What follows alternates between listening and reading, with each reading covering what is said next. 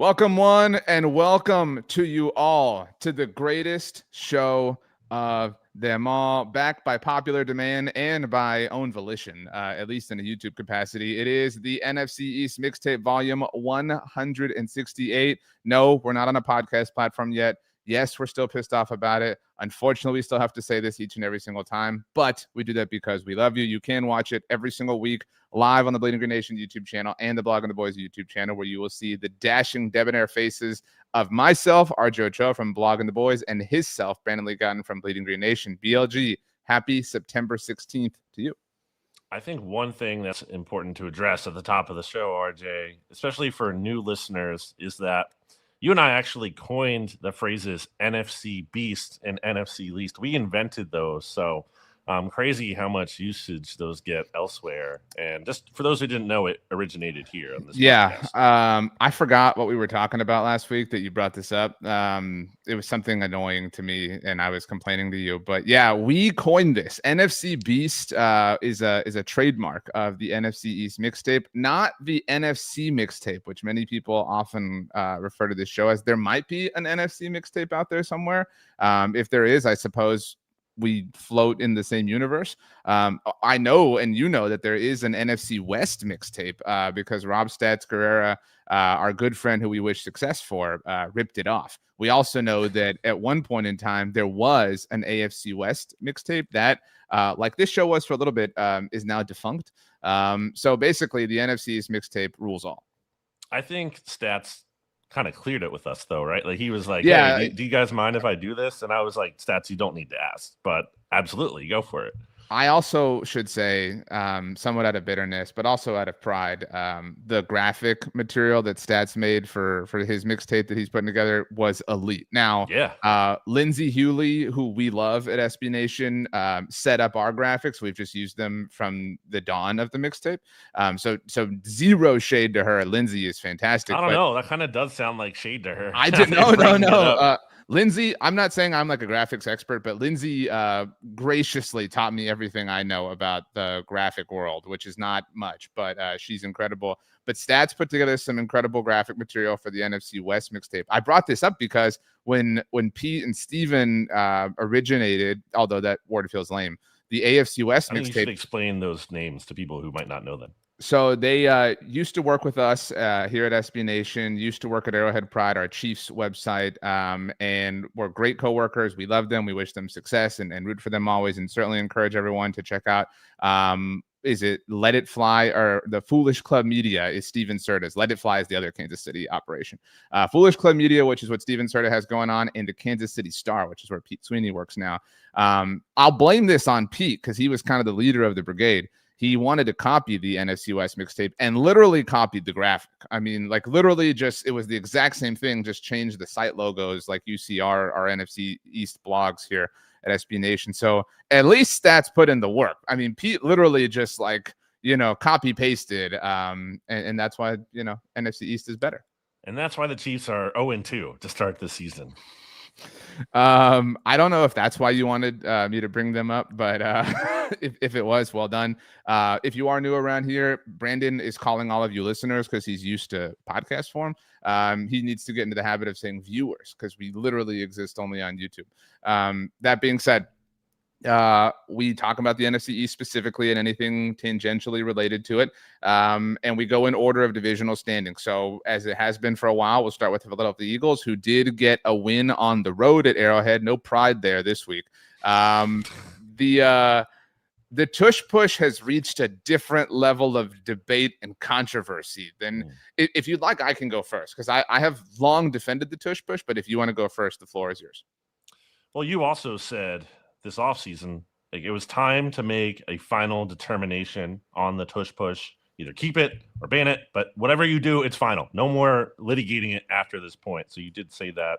Also, I just wanted to point out the Phillies are NL East champions. So yeah, good. I actually thought about earlier this week that you and I need to come up with a name for this phenomenon. There's something to when your team beats another. My Astros beat the Phillies in the World Series. That makes you kind of root for them in the future. Like, I kind of feel that way about the Bills. You know what I mean? Like, I'm okay with the Bills because the Cowboys beat them in 2 Super Bowls. You know what I'm saying? I don't know that you'll ever root for the Patriots or Chiefs. But I think that phenomenon does exist on some level. So that's more of my own brain type of thing. I agree. And look, my stance on the tush push has always been, if you're trying to ban it because the Eagles are very good at it, then you're a loser, and you're just ultimate loser for that. Now, that is a very different discussion than what we're seeing. We're seeing some movement, some false starts, some illegality, I would offer, from the Eagle side. And then I would offer from opposing team sides as a result of it all. So we are definitely in some weeds with this as a result of it. I think that is at least objectively true. You can argue that opposing teams are lining up in the neutral zone because they're trying to stop it. And then you can get cyclical about this and say, well, they're doing this because the Eagles guards are moving before the ball is snapped and blah, blah, blah. So if it's policed properly, I really don't care. But I do think that it is not being policed properly, which is a fair thing for people to bring up.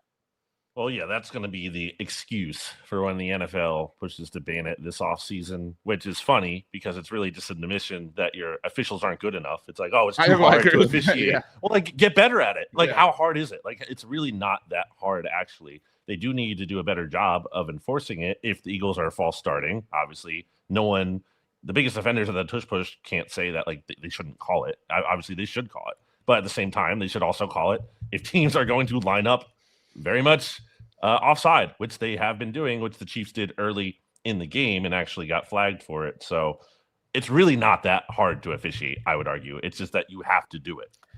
I would say that, by the way, there was this really close 4th down that I think the Bucs had on Monday Night Football during the first Monday night game.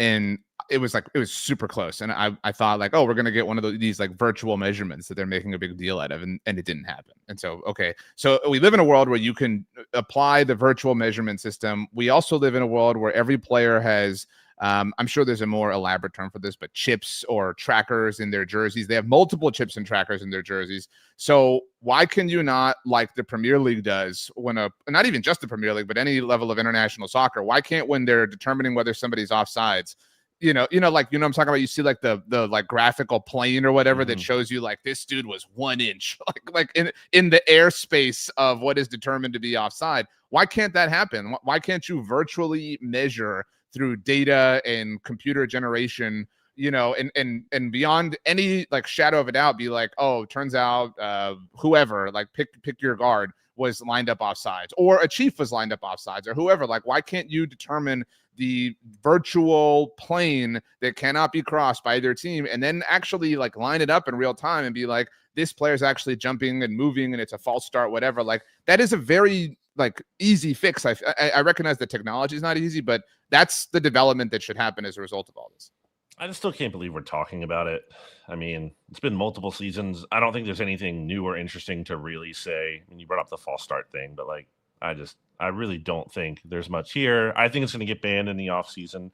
And honestly, good for the standpoint of like just memorializing a play that the Eagles ran so much better than everyone else, that it got everyone bent out of shape, that they had to ban it. Like, that's an honor. That's an achievement that you made, and to be able to have it so effectively. So I obviously don't want it banned in a perfect world, but I just think it's going to get to that point, and everyone has the whiniest, lamest excuses and reasons to talk about it. Dean Blandino, I'm tired of talking about that. Like, you sound like such a baby. Like, you're a grown man, and you're like, oh, it's too hard. Like this is the NFL.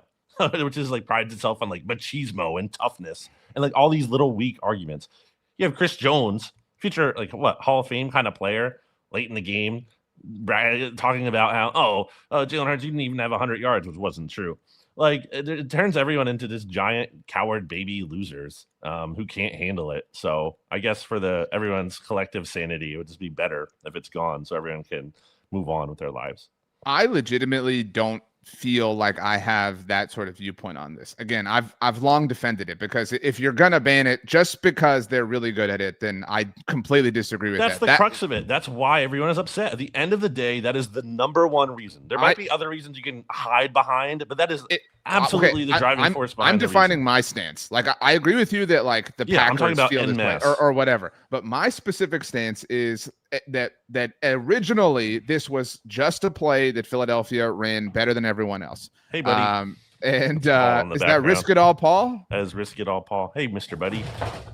He's wearing a cone because he's not supposed to lick his toes that he likes to lick. Then we might have to put Who Let the Dogs Out on the playlist this week because he made an appearance. But that being said, shout out to the Baja Man. My friend's daughter was listening to that recently, like when we were all in the car together, and she requested that. I'm like, this is awesome. Like this is like translating to the youth. I was like, wow, how timeless. I've seen some TikToks where like kindergartners really enjoy it. Like it's a great song. It's a great song in general, but also great for little kids to kind of like jam out and sing to. I didn't like anticipate it to translate to that. Like, you know what I mean? Like that's more of our generation. I didn't think they would love it. If the Backstreet Boys can sell out the Sphere every night, then the Baja Men can at least exist in a world where toddlers dance to their music. Can you name another Baja Men song? No, can you? Same. Okay. So anyway, my thought process on this is that it began as a play, like pick whenever you want that to be, like in 2022 or whatever. It began as a play that Philadelphia just executed perfectly. And the ramifications of it are that defenses, just because it was so unstoppable, decided to do this and decided to line up here. And then as a result of that, Eagles guards started to move before the ball was snapped. And like, so we have just like so many dominoes have fallen here that partly to the collective point, maybe it should go. I hate that, but maybe it should go away from the standpoint of like, it's created this web of complication. But my point today is that if you're moving before the ball is snapped, that is illegal. I recognize that there's a lot to the argument, but I understand being frustrated and feeling like it is an unguardable play in that particular sense. You cannot beat it if they're moving before the ball is snapped. Well, there's no disagreement. There's no argument about this. If they're doing that, then call it. That's it. Yeah, then that's how, to your point, like that's how you fix this. Like if you call them for a false start right there, then boom, like that doesn't happen again. And then if you stop the tush push effectively because of that, like great. But that doesn't mean you need to ban it. I'm not saying you're saying that, but I think people are saying it's like, no, you don't need to ban it. You just need to actually just legislate it correctly. As it relates to the rest of the game, I saw one of our staffers at Blogging the Boys, Connor Livesey. I haven't verified this myself, but I believe Jalen Hurts is the only starting quarterback in the NFL, like primary starter for their team, who hasn't thrown a touchdown pass. Correct. Eagles offense feels a little, little slow right now. They're 2-0, and so I think ultimately it's who cares, whatever type of proposition. It's not a who cares in Philadelphia. I'll tell you that. People are very understandably, frustrated. It's because you have so much talent on this offense, and it's like, why can't they get it going? They're barely throwing the ball downfield at all when you have Devontae Smith and AJ Brown. Devontae had the incredible third down conversion at the end of the game, though. He did, and it was eerily similar to the one he had against the Chiefs back in 2023 when the Eagles beat Patrick Mahomes there as well, by the way. The Nick Sirianni game. 3-0 in his last meetings against Patrick Mahomes. Jalen Hurts is now the refuse to lose quarterback that Pete Sweeney once said Patrick Mahomes was. I mean, he beats Patrick Mahomes. He outplayed Patrick Mahomes in the Super Bowl that he lost to him. My whole thing on this is that it's not satisfying, but it's week 2. And there were a lot of things we would have said about the Eagles last year early on. And shout out to my good friend Tommy Lawler, who's an Eagles writer. He does his own site called Eagles Blitz.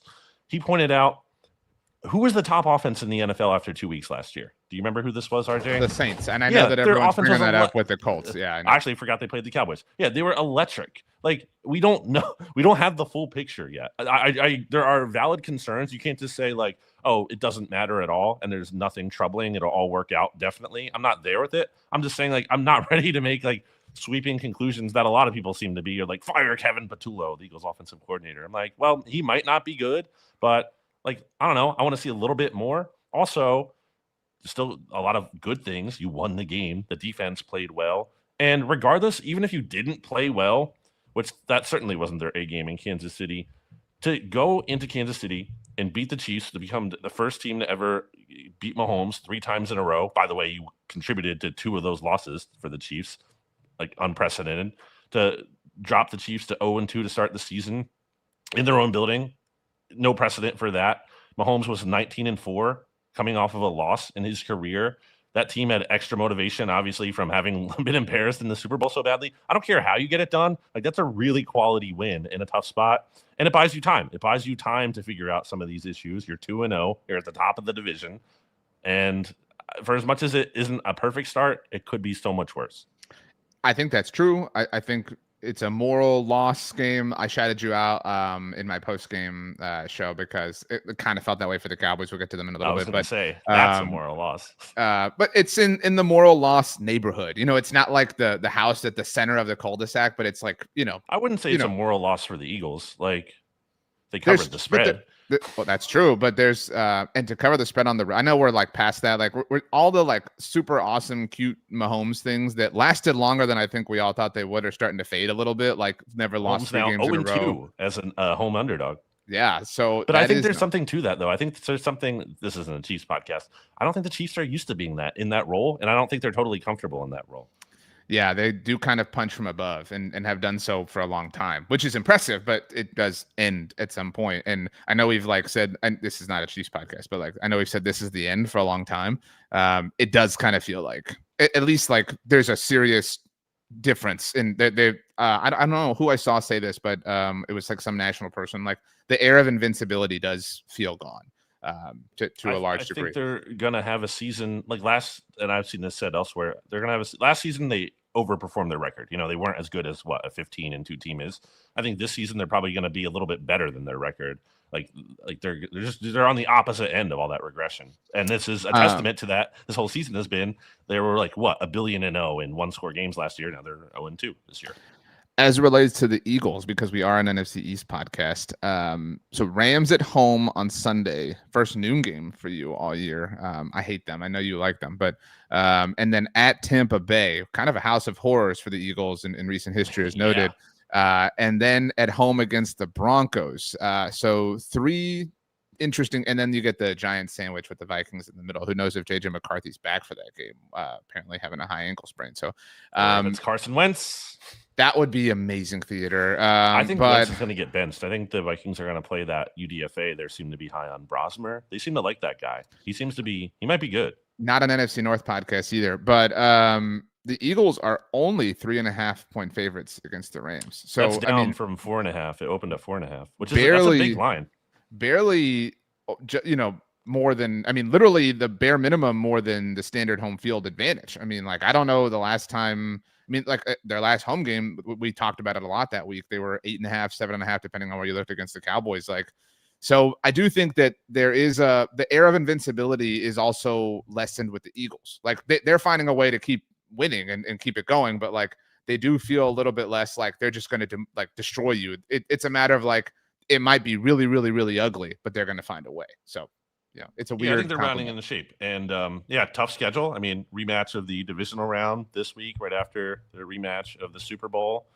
The Rams team's 2-0. Matthew Stafford, for all the concern about him in the offseason, seems to be fine.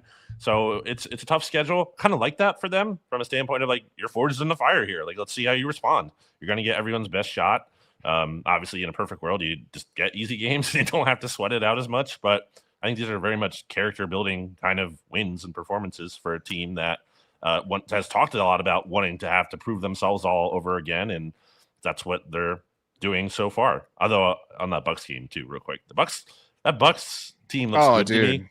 They're doing this and they're doing it without Tristan Wirfs, who, is one of the best tackles in the NFL, and Chris Godwin too. Like I think that team's really good. In that Week 4 game, I've marked. I think every Eagles fan has marked that down as an automatic loss when the schedule came out, and nothing has moved me off of that so far. I also not an NFC South podcast, but I wrote some things about Baker Mayfield for .com over the offseason, and when I dug into the data, and I know like this is kind of fresh in our minds. Right. I dug into the data for like his time in Tampa Bay basically, and I was like, man, this is like way more impressive than it kind of felt in my mind.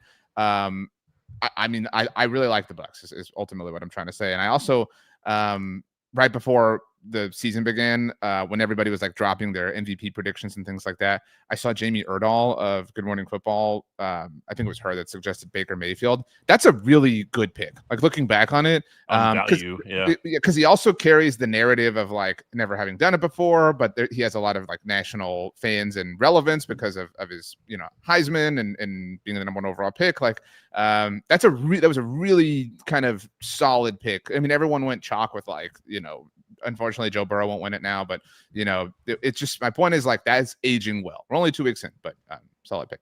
Let's move to second place in the division, and that is the Washington Commanders, who are coming off of their first loss of the season, a game in which they looked very not competitive at all. It was a lose-lose proposition. Win-win, though, for Cowboys fans, what with it being a division rival and the Cowboys having the Packers pick, which, by the way, as of today, ironically and poetically, sits at 32nd overall.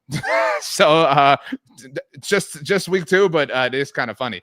That being said, the Commanders looked overwhelmed. Jaden Daniels looked overwhelmed. This had nothing to do with them being the oldest team in the NFL. It absolutely did. Who the two players carted off the field? The Jaden Daniels part of it did not. That's all I'm saying. To finish the like lay of the land, they were never really competitive in this game against the Packers. And it's interesting to look at their game against the Giants in retrospect of what happened between Dallas and New York. Again, we'll get there. But and we came to find out on Monday that Jaden Daniels is set to miss some time. Who knows how long? But former NFC Easter Marcus Mariota is going to start for the Commanders, a man who once quit on his team, allegedly, with the Atlanta Falcons. And they are hosting the Las Vegas Raiders, also 3.5-point favorites. The Commanders are against the Raiders, who are on a short week. I mean, that's also team... I'm sorry. I just realized that is super lame that the Commanders get to be home coming off of a Thursday game against a Raiders team who's on a short week. What a horrible draw for Las Vegas. That is tough for them. And cross country. It's not even like you're playing the Ravens or something. You know what I mean? Like that is I would be pissed if I was a Raiders fan. Yeah, maybe they try to negate that a little bit by putting them at a conference, like it's not that'd be tough as it wouldn't make sense if it's a division game being cross country. Anyway, yeah, I mean, first of all, I think the Packers are just really good, so you have to give them credit. That defense, especially with Micah Parsons, makes a big difference. Jordan Love's a little like he can play well at times, but he leaves a little meat on the bone, so to speak. There's some missed opportunities there. And that's kind of crazy to me. I think the Commanders could have been down a lot more if like Jordan Love isn't missing. He missed like multiple touchdown throws. Also, that Packers team was missing both of their two of their starting offensive linemen. Like that shouldn't be a spot where you just get housed from like basically the jump, and you never really were competitive in that game. So I think an alarming performance for the Commanders. They had two players 30 plus years old carted off the field, like important players for them too, and Austin Eckler and Dietrich Wise. And Austin Eckler done for the season, obviously. If that wasn't obvious to anyone, or you haven't seen it at this point, that's a huge bummer, certainly. And you wonder about the future of his career at this point. Former guest of yours, I believe, or you interviewed him before. No, I did not. That was Michelle who did. Former SB Nation NFL show guest. Anyway, unfortunate for them, but I mean, that's part of like the risk. I'm not rooting for injury, but like that's part of the assumed risk when you have so many old players. You're increasing your chances. So I thought that was kind of telling. And Jaden Daniels getting banged up. I mean, we saw that a little bit last year. It didn't like last as a lasting issue. Maybe this will not be an issue as well in the long term. But maybe he misses a game. Maybe his mobility is a little bit more limited than it usually is, and he's obviously still capable of being a fantastic passer if that's the case. But it does limit part of his game.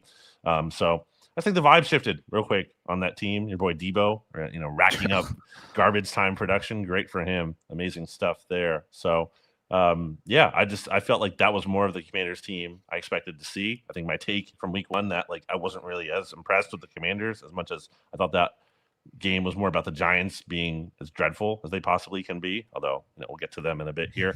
I just don't think this Commanders team, when you look at the top threats in the NFC, like I just don't think the Commanders belong in that conversation. I mean, I don't know that I ever thought they were a paper tiger last year. That wouldn't be the right way to characterize it, but I think they definitely overshot, their potential. And that's why everyone, I mean, outside of like Commanders fans really, pick them as a candidate for regression to the mean and maybe even further than the mean. Like we've seen that happen a lot. Like sometimes it's like regression to the mean doesn't mean like your floor is the mean. You know what I mean? Like it means that like you're probably just not going to fly as close to the sun as you've been doing so for this entire time. And so, like I do. I think the Commanders fans bought in because how could you not? I mean, you know what I mean? Like they tasted, life for the first time in a generation. So I in no way fault them for getting drunk with power or whatever, or drunk with relevance. Based on what I saw over at Hogs Haven, that was like a sobering loss for them. That wasn't just like, oh, writing it off as one performance. I'm not saying they're ready to throw in the towel in the season. No, but I think that that was a wake up call. I think that you long whenever you're in a moment like that, you're like you know that like the end is going to come, and so in a weird way, you're kind of like looking forward to it. You know what I mean? Because you're like you're you know what I'm saying? Like you're looking forward to like the like balance of the force, so to speak, so that you can figure out what's real. Because I think that's important for Washington. Their schedule coming up, they've got the Raiders on Sunday, and then at Atlanta, who I don't know what I think about them yet. Also not an NFC South podcast, but as we already defined with the Buccaneers. But that is, I mean, I think I would pick Atlanta, especially, in Atlanta. I would say at the very least, they're not a pushover, it seems. Right. And then at the Chargers, and again, I don't know that I think they're like super duper mighty, but I think they're definitely going to beat the Commanders. So, and then at home against the Bears, okay, whatever. But do they have 4 road games in a 5-game stretch? At Atlanta, at the Chargers, Bears at home, at the Cowboys, and then at the Chiefs. And who knows what the Cowboys and Chiefs are like by that point. This is mid-October or late October even. So and then the Seahawks at home, and then the Lions at home. I mean, so it is a gauntlet before you get to Miami, and maybe they've already stripped their team away at that point. So I think they might fall below 500, like for a little while here, and maybe not even get back, depending on Jaden and everything around it. 2 last things on the Commanders for me. Number 1, that offensive line is a concern, specifically Josh Connerly. He's a rookie, so he could get better. And in fairness, he's had to go up against Abdul Carter and Micah Parsons in his first 2 games. That's a really tough matchup from a rookie.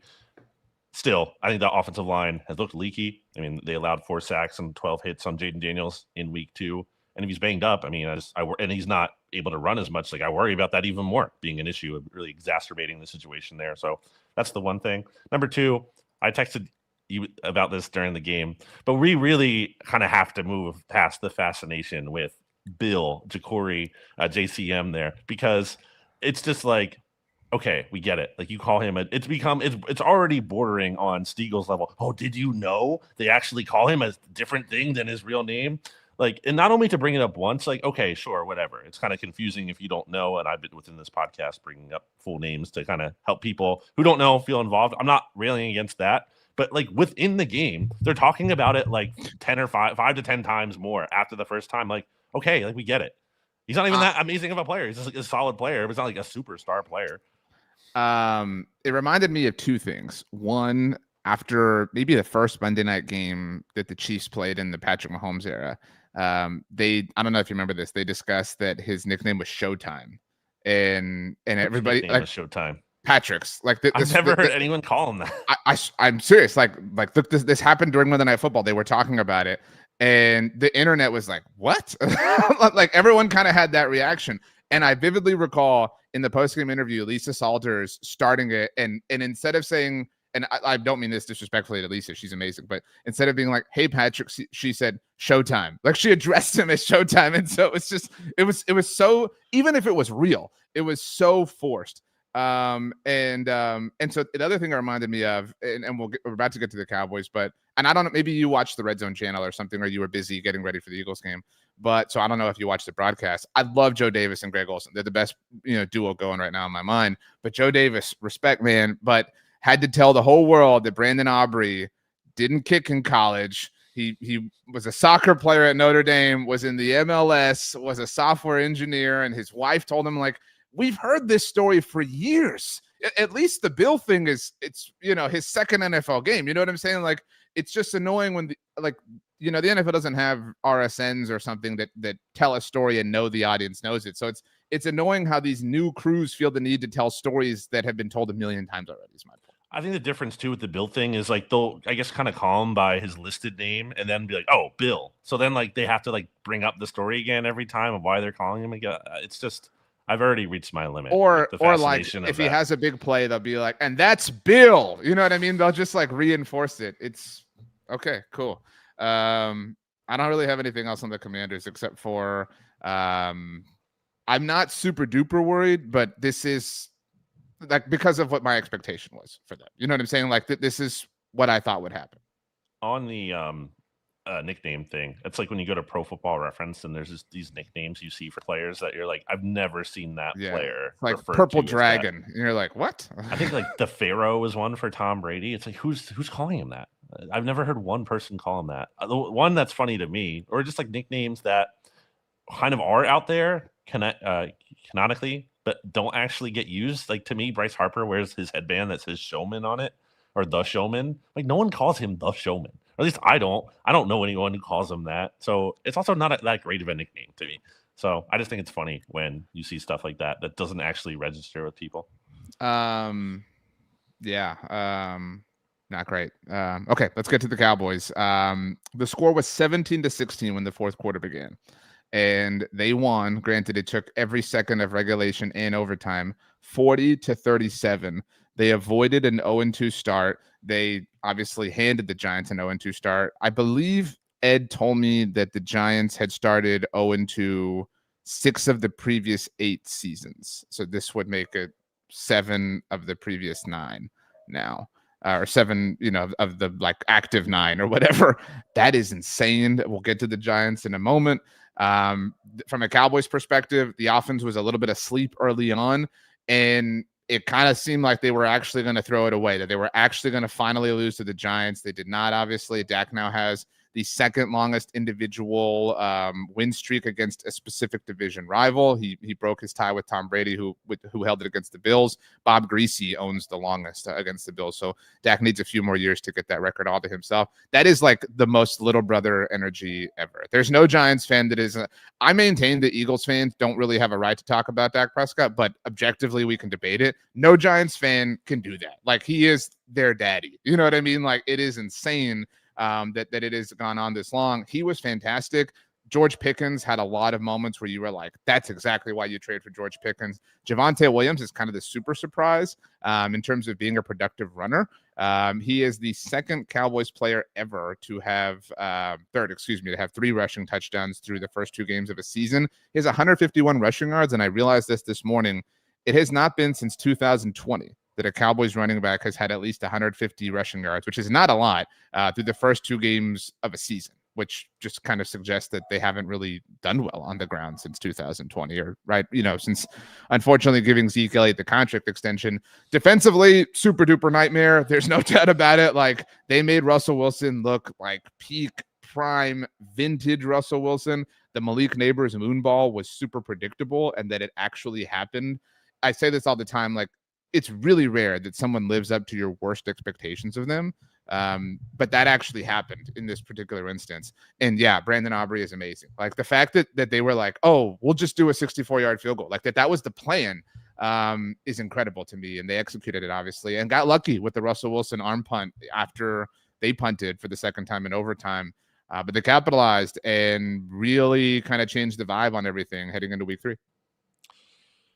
Dak Prescott, who owns the Eagles, as the Eagles have won 2 Super Bowls and been to 3 since he took over as a starter in the NFC East. Really a big roadblock to their success. I think this game is a moral loss for the Cowboys from a standpoint of they got outgained by the Giants by 79 yards. The Giants went 1-5 in the red zone. Even if like 2 of those go different, they're winning that game. I did have complete confidence in Aubrey. As soon as Russell Wilson threw that touchdown at the end, I texted my Eagles group chat, and I was like, oh, Brandon Aubrey's going to kick a 70-yard field goal here to tie it and send it to overtime.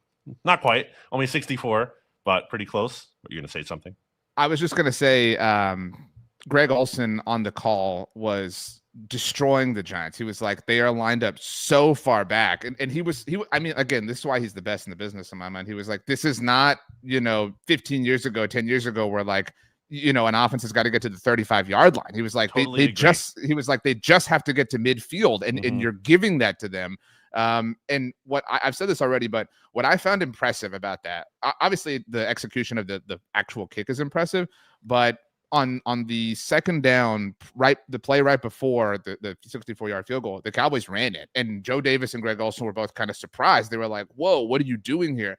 And to me, Like we've had some commenters on our site kind of debating this subject, but to me, it was a matter of like, no, that was the plan. Like that is not, it wasn't luck. It was, I mean, obviously the kick, being made was fortunate, but it was literally the plan to kick a 64, maybe not 64, but like that range of a field goal. It wasn't a matter of like, well, we have no time left. Let's just hope this works. So, I mean, the execution involved and the disposition and discipline from Brian Schottenheimer on down was really impressive to me, that they planned that. Granted, they didn't have a lot of time to work, obviously, but that they executed so perfectly.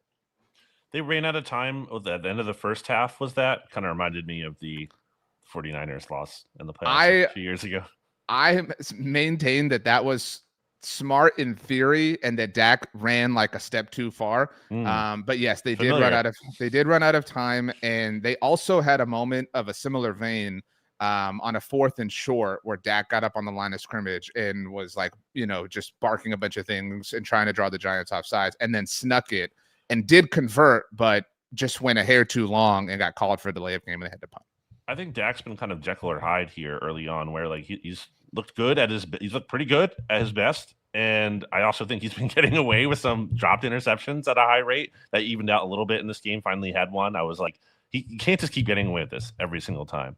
I would be interested to see the interceptable throws stat if anyone has that. If anyone, we already mentioned him in the NFL is getting away with that. It's Baker Mayfield. Like Baker is like really played with some fire so far this season. I would offer that Dak has also had some serious drops go against him, and from like not players down the roster. CeeDee Lamb, like you're talking your most reliable dude, Jake Ferguson, who you just gave a contract extension to, that's hurt him. So those things are, from a karmic perspective, I suppose, balancing out. I do think that Dak is an underrated, kind of like Baker, MVP ticket to throw out, because a lot of it is narrative, never won before. If the Cowboys were to have success in spite of like trading Micah and all this stuff, like the story is theirs, is my point. And he is playing very well. I said this in our postgame show. For a long time, Micah was the best player on the Cowboys. Like it just relative to talent. I think we're at a point now where Dak is. Dak is easily the best player on the team. CeeDee Lamb, when he has the highest paid contract in the NFL. That's not his fault. We don't have to relitigate that either. But CeeDee Lamb has, had a slow start to the season. He's still productive from a, yardage standpoint. But this was also like the George Pickens game. I mean, it was, it's week 2, and it's only second game with the franchise. But he drew 2 serious penalties. He obviously drew a critical one against the Eagles in the opener. And he had the big catch that put them in field goal range at the very end in overtime that Dak obviously added to with the run. He had the touchdown that should have been the game winner prior to Matt Eberflus's defense falling apart. So, I mean, this was what you expected. This was what you expected when you traded for him, and that was certainly exciting. Oh, and the Cowboys got Jadeveon Clowney like 5 minutes after they won this game too. Yeah, I think there's some reasons for optimism in terms of like Cowboys defense not being this bad. You get Deron Bland back at some point. You sign Clowney. We'll see. Savon Ravel will make his debut at some point. Exactly. Overshone will be back at some point, I guess, in time. So there's some reason to believe they'll be better than this. In the meantime, though, it is a pretty big concern. And ultimately, like the Cowboys avoided a lot. No matter how they did it, moral loss. Dropping to 0-2 in the division, we had talked about that last week. That especially losing to that Giants team, a team that you've just owned like that, you're just not recovering probably from that. So now you're at least, you have a chance here. Your season isn't dead like it probably would have been at 0-2 effectively. So they ultimately, like the Eagles, did the important thing and won the game. 1.5 point dogs the Cowboys are on the road this week. That makes no sense to me. Against the Chicago Bears. So first, I don't know what your point is, but I've had a lot of our audience be like, how offensive. And maybe this is where you're coming from, like against the Cowboys. It is in Chicago, just for what it's worth. Like the fact that Williams looks awful. He looks. I agree with you. I mean, like, to be clear, I mean, but my point is like there is some, this to be true. There is some respect being paid to Dallas that it's underneath 3 points. It's simply my point. But I agree, like it does feel like free money. Like I don't know why you wouldn't take that. If the Cowboys are 1-1 against the spread, they did cover at Philadelphia. They were 4.5 point favorites in this game. Even got up to 5.5 at one point, but obviously only won by 3. Bears also lost Jalen Johnson, right? Like, I mean, what? Looks like for the year, but Yeah. definitely for this game. So I'm not seeing it. I mean, but no Deron Bland again for Dallas, and Dallas I lost don't Cooper care. Beebe. That has happened since we last spoke. Going to be out somewhere between 6 to 8 weeks, probably, if I had to guess, through the bye. So I mean that is significant, but yeah, like, what is there to like about the Bears right now? Like, I mean, and I low key kind of have always liked the Bears. Some of that is my dog, but I mean, like, man, I'm fighting a sneeze, and it is. I Very think Ben difficult. Johnson might figure it out in terms of at least, like, I believe in Ben Johnson as a play caller. I don't know about him as a head coach, so maybe the offense gets going at some point. But I say that, and then Caleb looks awful. He really just does to me. There's just like routine throws he cannot make. And all the stuff too. Terrible vibes quarterback from that story in the offseason. Like, that can't be the guy you're putting your faith in. What is even like, that's a different kind of terrible vibes, but I know the Ryan Poles, we're gonna take the NFC or the North, like, we're gonna take the North and never give it back quote has resurfaced. That's one of those things that's like, I don't care how cool it sounds when you're in the mirror rehearsing it, it's a bad idea. Like, was it Chris Ballard who said the rivalry was back on with New England? Like, name the line like that sounded cool. Yeah, I think GMs in general probably just shouldn't be talking trash. That's not like a GM kind of thing, too. Like, you're making roster transactions. You're not going out there on the football field and actually doing it yourself. And also, I said this prior to the week 2 loss for the Bears, but and I'm sure I'm not the only one who's come up with this, but I truly believe Caleb's going to get benched for Tyson Bagent. Like, that's going to happen this season. It's absolutely going to happen. I mean, I also don't know this to be true, but I heard it on a podcast that Ryan Poles has never drafted a Pro Bowler. Do you know if that's true? I mean, who would it be? Right? Yeah, I mean, it passes the smell test. I guess Jalen like, Johnson. Did he not draft Jalen Johnson? Has Johnson been a Pro Bowler? If not, he could be. He's like that kind of caliber, but that's one player. But like, they've had the number 1 overall pick twice in in his reign, and he's never drafted a pro. Like, we're not even talking all pro. Like, a pro, like making the Pro Bowl now is not impressive. I mean, it's impressive. Tyler Huntley made a Pro Bowl. I mean, so yeah, like, that's. We didn't. I don't know if we went on record. I think I might take the Rams against the Eagles. At least I'll take the points. And I think I'll still take the Commanders because the Raiders look awful. And then I'll take the Cowboys because I'm getting a point and a half. Yeah. But what were your picks? Well, we didn't. Why aren't we doing the Giants one? Okay, fine. I was laying out the Cowboys line. Okay, so the Giants lost this exact game that we just talked about.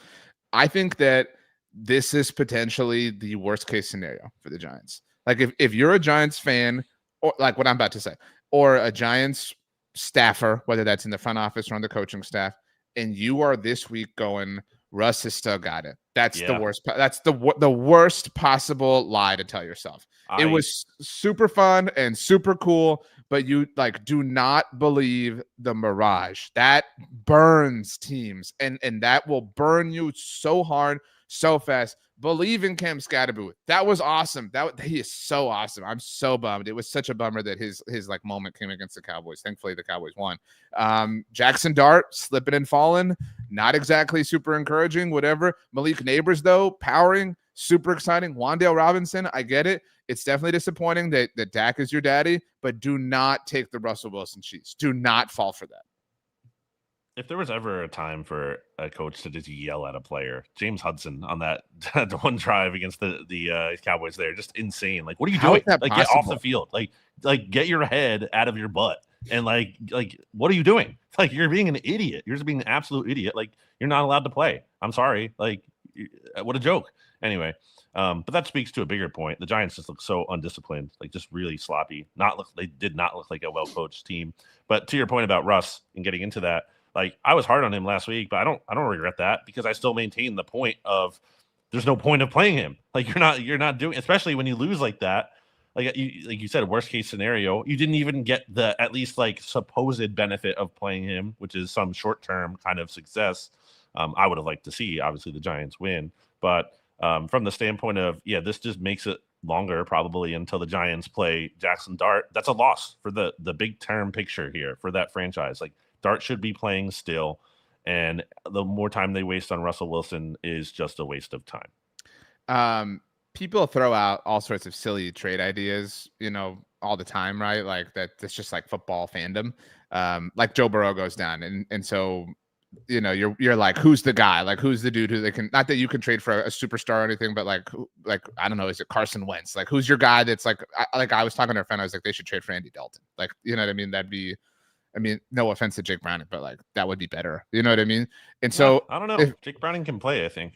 Okay, if I were Joe Shane though, like my point is like I would trade Russell so fast to the Bengals or the Vikings, or you know what I mean? Like if you're like, just get out now, get out, because you're not going anywhere, and start the Jackson Dart era. Like, you're just swimming in place right now to do this, and especially if you're like, man, he played really well. I suppose that like maybe you can talk yourself or cope yourself into thinking like, well, he's helping Malik Neighbors grow, helping Wan'Dale Robinson grow, like that helps the long-term future of the franchise. That's great, but the most important thing is Jackson Dart. Like, he is the most important person in the building, and he's and like, you can't expect him to go in and like hand it off to Scadaboo one time and then pull it himself another, and all of us like that be like the growth and development and nourishment he needs. No, like you're just literally wasting time right now.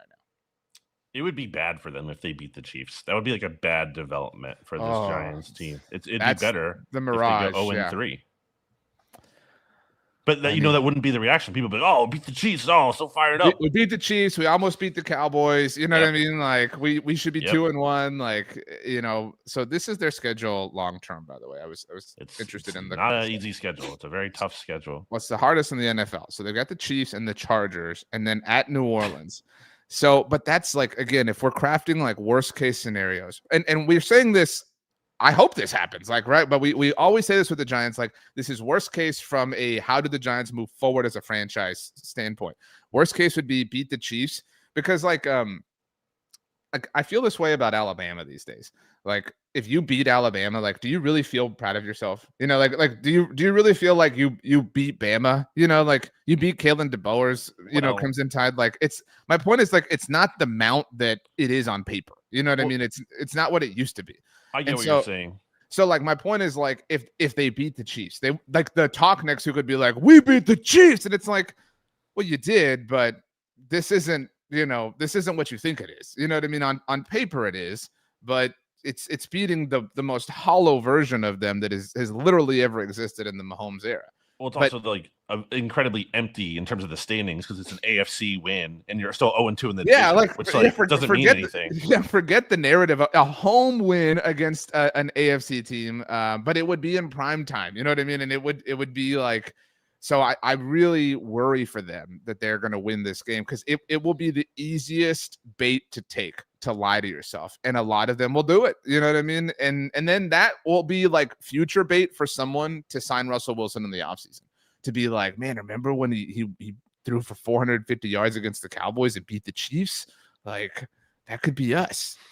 I mean, like, and the other AJ, by the way, says in the chat, that's how they got stuck with Daniel Jones. The lying to themselves. We've said like the 2022 season was like the worst thing that could have ever happened to them. And I agree with that.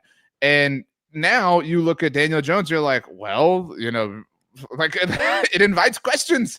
And so I just don't know, like, you're just spinning in circles at this point. I find it silly.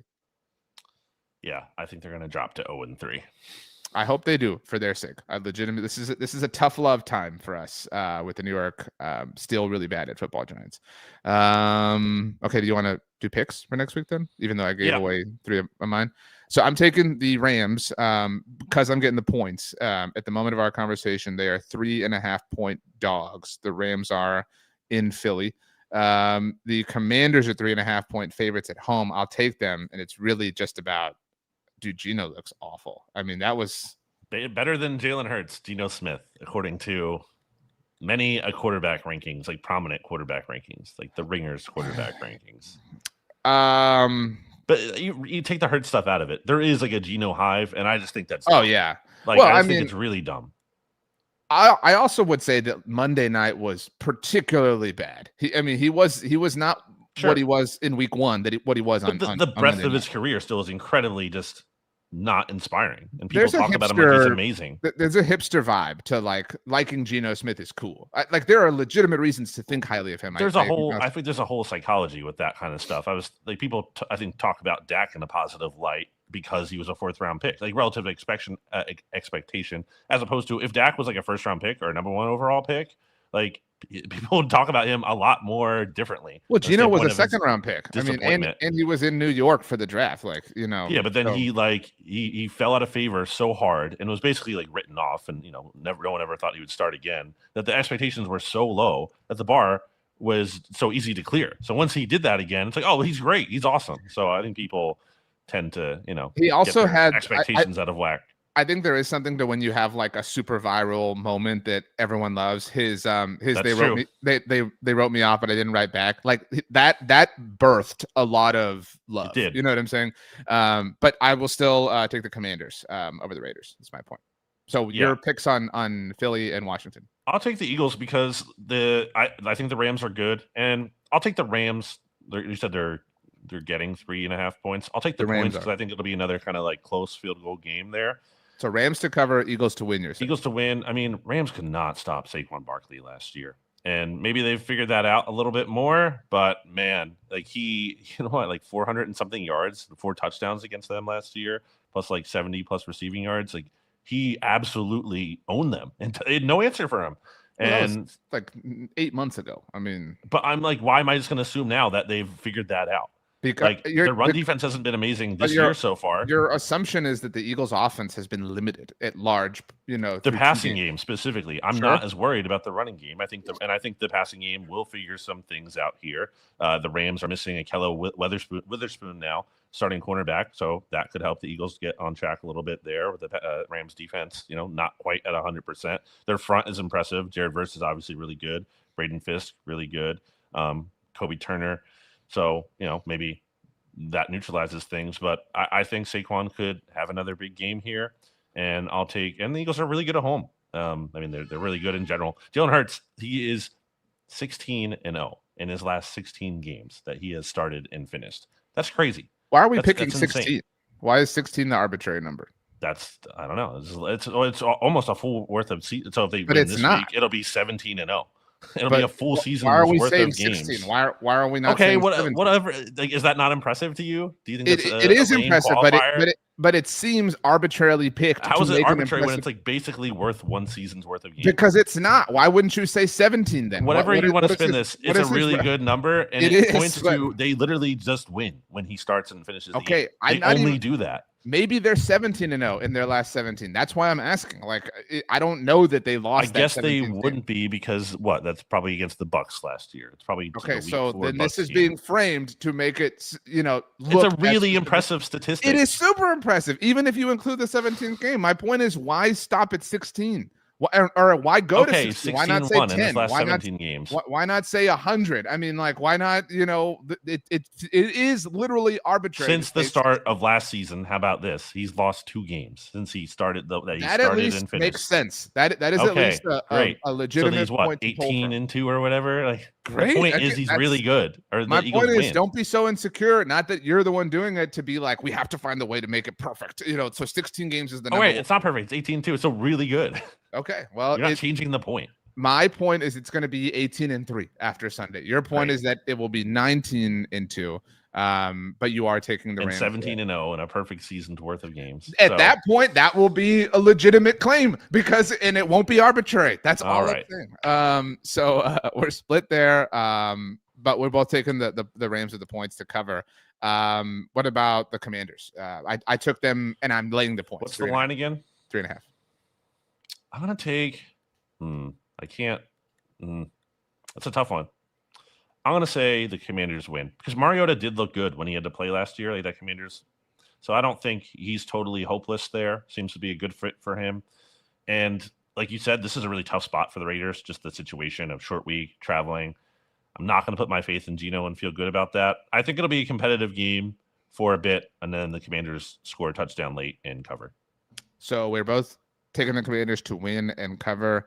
I mentioned I'm taking the Cowboys to win outright, which would be to cover because they're 1.5 point dogs. That's That's my lock of the week. Now, in fairness, my lock of the week last week was the Cowboys to cover against the Giants, and they did not cover that 4.5. But I do think this week, I really am not a Caleb Williams believer at all.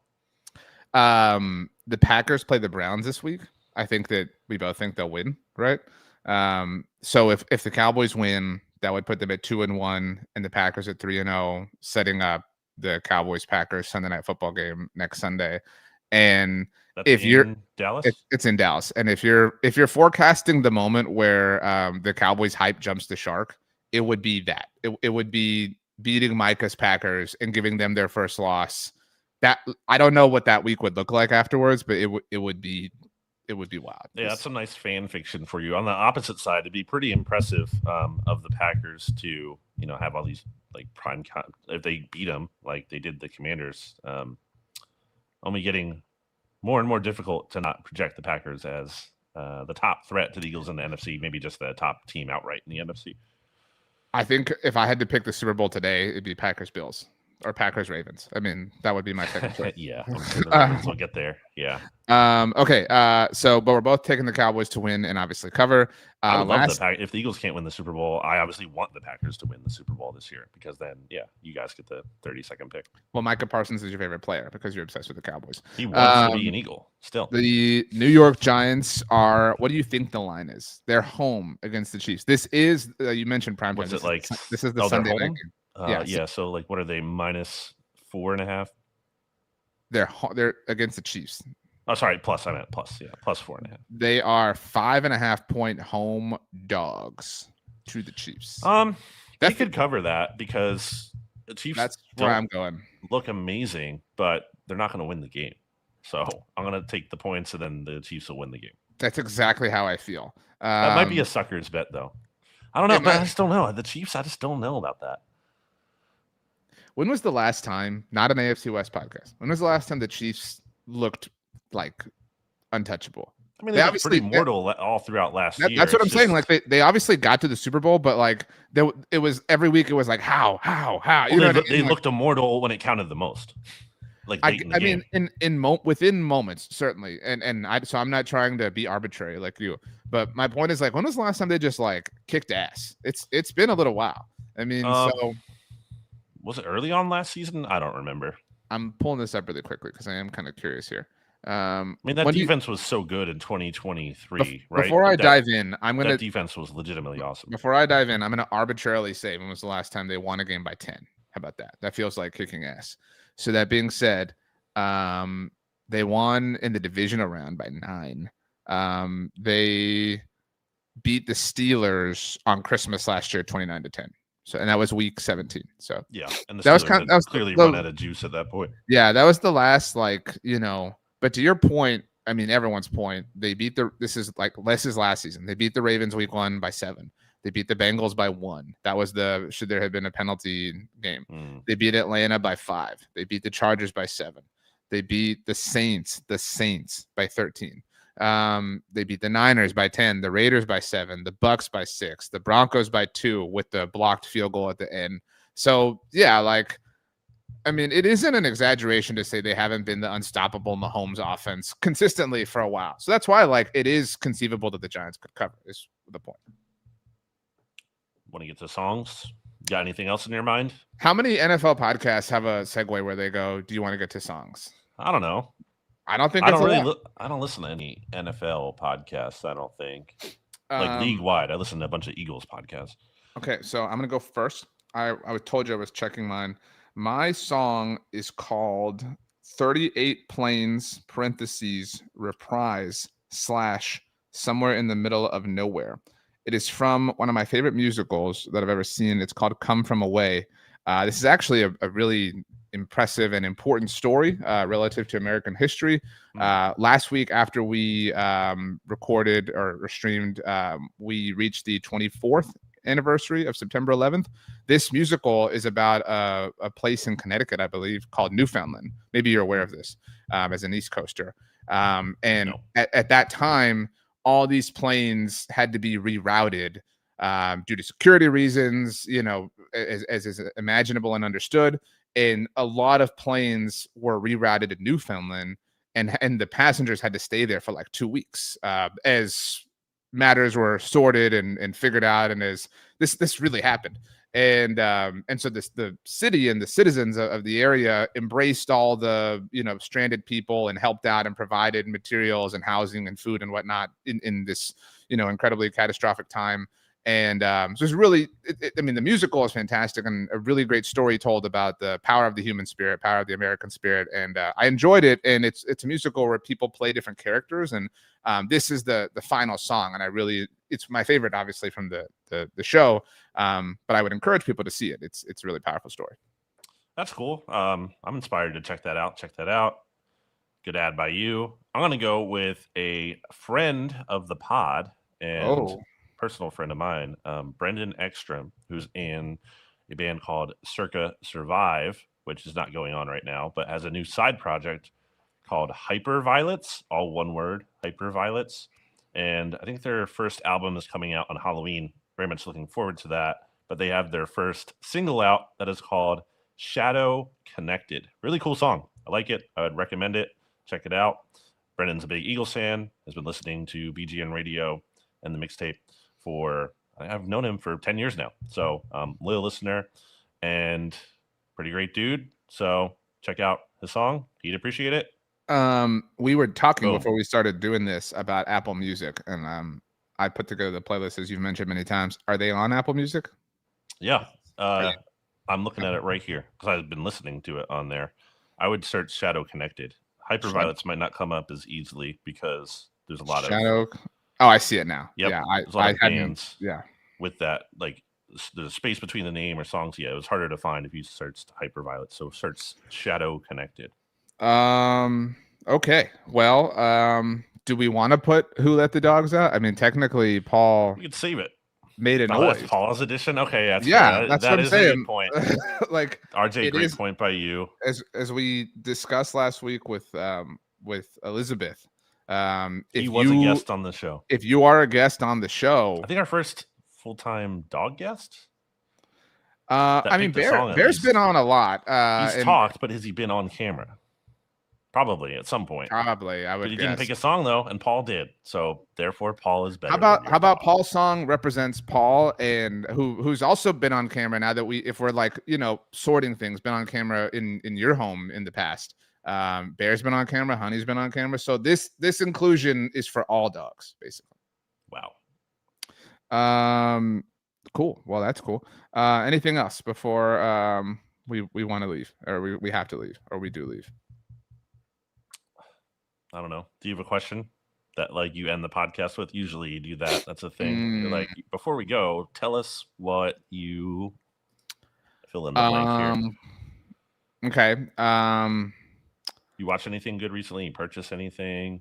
I started season 5 of Only Murders in the Building. I told you I started that show, and I'm 2 episodes in. I've seen the first 2 episodes, and they dropped 3.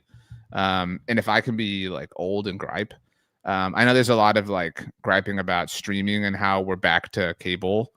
This sucks. It was super cool when like a show would drop on Netflix and you had the whole season. It sucks that now it's like, oh, actually, we're just going to drop 1 a week, as if it were on normal cable. That's dumb. I don't think that's fair. And in this case, it's like, oh, we're going to drop 3 at first to like make it feel and pretend like we're still streaming, even though this show only lives here. And then we're going to do 1 a week. What the hell? That's not cool. I don't like that. Little rant by you. Yeah, I want to check out The Paper. That's next on my list. The Office spinoff. My good friend Michael Levin, who's a big reason why I have the job at BGN. He let me write for Liberty Ballers back in the day. It was kind of my big break into the blogging world. He's a writer on that show, so be careful what you say about that show. I have zero qualms with the people involved. I just have qualms with like, let things be things. I almost don't want to watch the show out of principle. But if heard you good things about it, if you give it a seal of approval, I might check it out.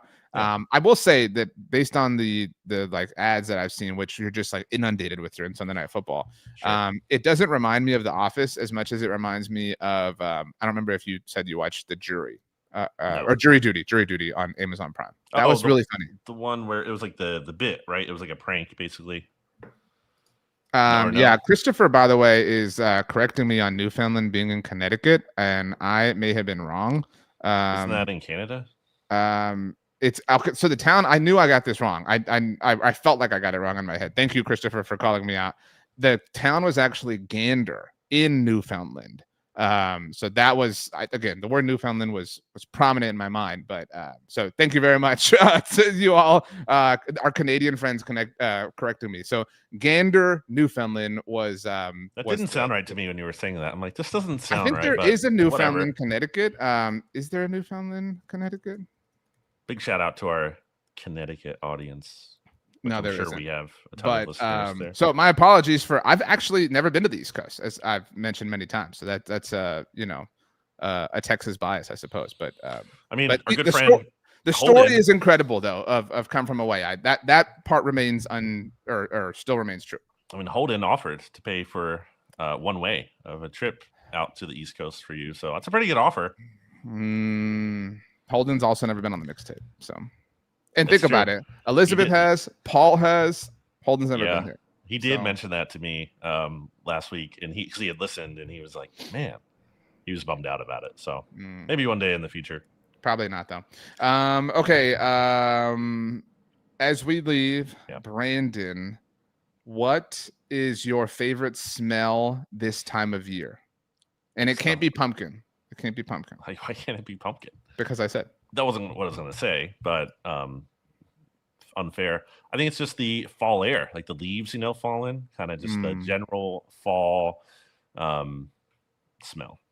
The best is when it's cold enough to where like you breathe in and it's just like a little crisp in the back of your throat. You know what I'm saying? Oh, I actually asked you before we started. We'll leave it this. Is it hoodie weather for you? I'm wearing a hoodie right now, so I guess Obviously. The answer is yes. It's kind of like my favorite time of year is when you can either wear it and not be too hot or not and not be too cold. So April 25th, the perfect date. No, this time of year. April 25th is the perfect date. It's not too hot. It's not too cold. All you need is a light jacket. Yeah, but the thing with spring is like you're de-thawing from a frozen Do you not know what I'm referencing? What? That's in Miss Congeniality when they ask. They ask Miss Rhode Island, the future winner of the pageant, I think it's a pageant, who they ask her, "What's your perfect date?" But they mean like going on a date, and she says, "Oh, I would have to say April 25th." I think because it's not too hot, it's not too cold. It still could be pretty cold by end of April sometimes. Still. Well, you say that. I mean, she was Miss Rhode Island, so I mean, she was up in your neck of the woods. Well, that'd be even colder. It stays even colder up there. Like when I would visit my friends in Boston in like early May, it's still like cold. Well, okay, then say the word cold and let's go. Cold and let's go.